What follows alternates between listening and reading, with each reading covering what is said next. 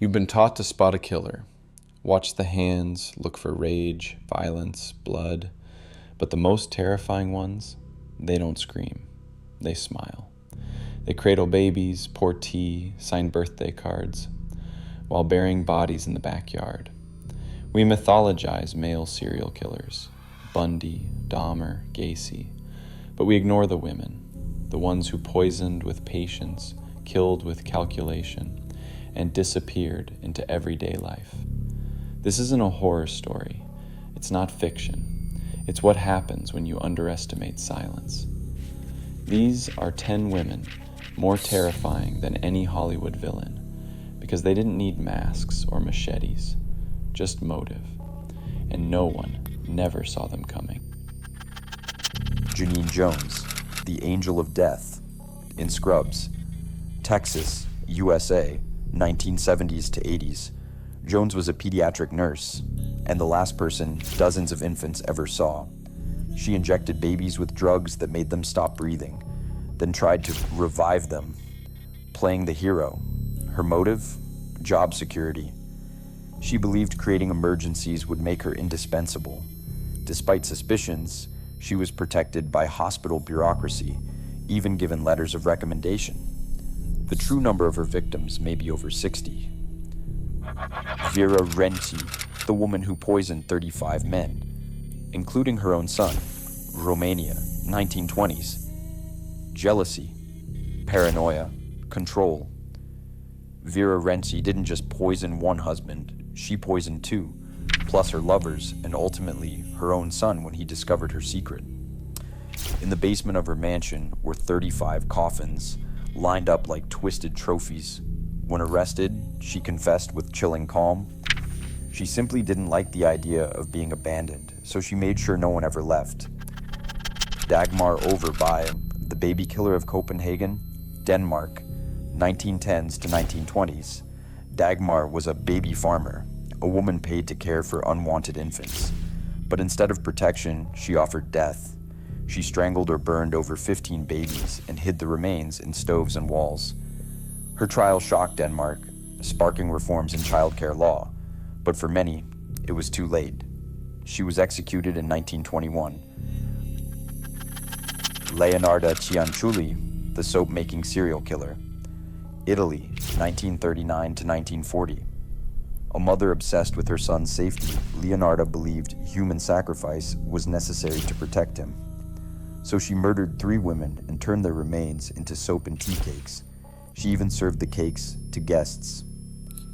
She called it ritual protection. Psychiatrists called it psychosis. But her methods were pure horror. Enriqueta Martí, the vampire of Barcelona, Spain, early 1900s. Officially, Martí was a healer. Unofficially, she was abducting children from the streets of Barcelona, draining their blood and fat and using it to make medicinal potions for the rich. When police raided her home, they found bones, jars of blood, and child remains under floorboards. She never went to trial. She was beaten to death in prison by other inmates. Beverly Allett, the nurse who needed to kill to feel important. UK, 1991. Allett injected insulin or air into 13 children, killing 4 during a short stint at Grantham Hospital. Her motive, a psychological condition known as Munchausen syndrome by proxy, harming others to get attention. She showed no remorse. Her face remained stone cold in court. Allett is now in a high-security psychiatric hospital, still considered dangerous. Lydia Sherman, the widow who outlived everyone, by design, Connecticut, 1860s. Lydia Sherman poisoned 3 husbands and 8 children, including her own, using arsenic. Her calm religious demeanor masked cold calculation. She even took in other people's children for money, then killed them. In prison, she called herself God's instrument. Most just called her a monster. Kristen Gilbert, the VA nurse who turned a hospital into a hunting ground. Massachusetts, 1990s. Patients at the VA Medical Center died when Kristen Gilbert was on shift. Coincidence? She injected epinephrine into patients to trigger cardiac arrest, just to watch the chaos and attention that followed.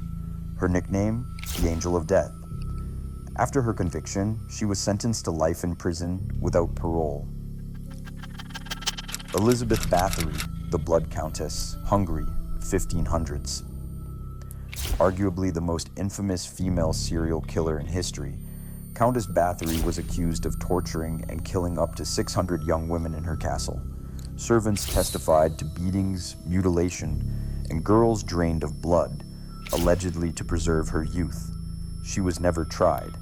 Instead, she was walled alive inside her castle, where she died 4 years later. Legend or truth? History remains divided, but the horror endures.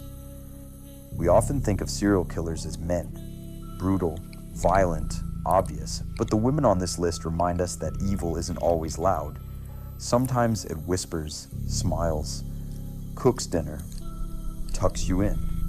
So the next time someone tells you women are too nurturing to kill, ask them if they've ever heard of Leonarda, or Vera, or the Countess who bathed in blood. Let me know in the comments which story haunted you the most. And remember, it's not just horror movies you should be afraid of. Sometimes the scariest monsters are real.